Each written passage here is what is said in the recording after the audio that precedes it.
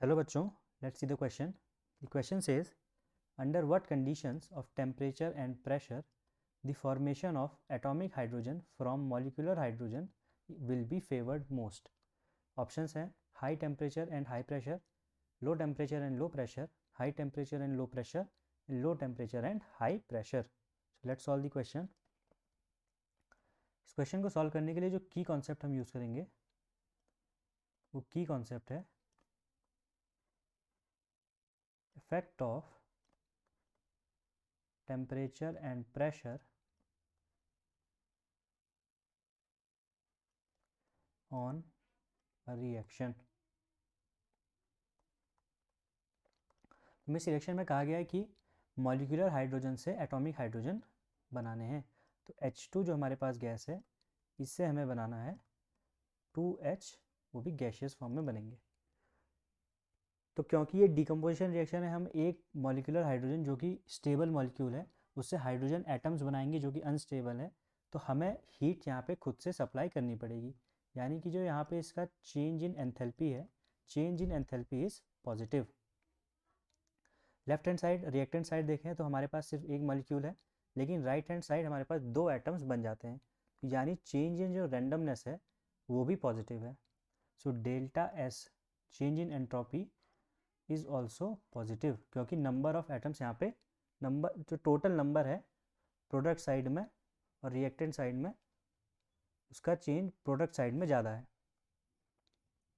तो यहाँ से अगर मैं डेल्टा जी का एक्सप्रेशन लिखूँ that is delta H minus T delta S. अगर डेल्टा जी नेगेटिव है यानी रिएक्शन फेवर होती है, अगर डेल्टा जी पॉजिटिव है तो रिएक्शन फेवर नहीं होती। तो हमको रिएक्शन को फेवर करवाना है, इसका मतलब ये है कि हमको डेल्टा जी नेगेटिव करना पड़ेगा।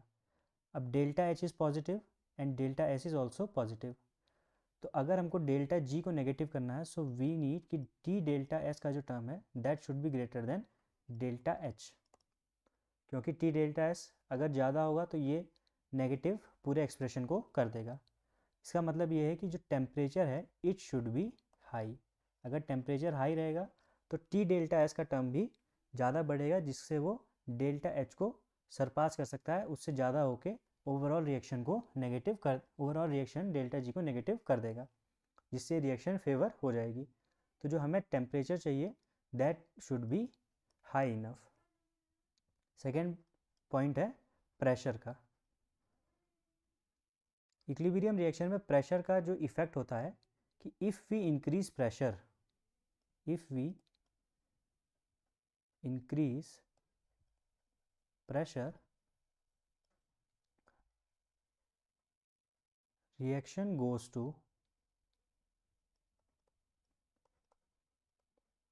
that direction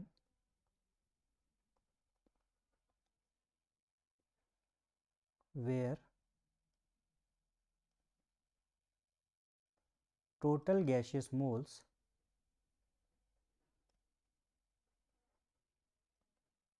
are less। जहाँ पे टोटल गैसियस मोल्स कम होंगे रिएक्शन उस डायरेक्शन में जाती है अगर हम प्रेशर को इंक्रीज करते हैं। तो अगर हम इस रिएक्शन को वापस देखें तो यहाँ पे गैसियस मोल्स कितने हैं, हेयर गैसियस मोल्स आर 1 और प्रोडक्ट साइड में गैसियस मोल्स हैं 2। तो अगर हम प्रेशर इंक्रीज करेंगे तो रिएक्शन चलेगी बैकवर्ड डायरेक्शन में, क्योंकि रिएक्टेंट साइड में जो गैसियस मोल्स हैं वो हैं कम। तो हमें इस रिएक्शन के लिए प्रेशर जो चाहिए वो चाहिए कम, क्योंकि अगर हमारे पास प्रेशर लेस होगा तो रिएक्शन फॉरवर्ड डायरेक्शन में मूव करेगी। So for this reaction pressure should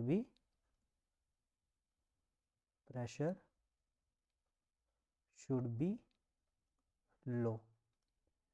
तो इस रिएक्शन के लिए जो प्रेशर होना चाहिए वो होना चाहिए कम, और जो टेम्परेचर होना चाहिए that should be high.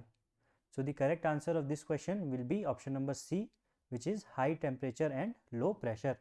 Hope you have understood well. Best of luck.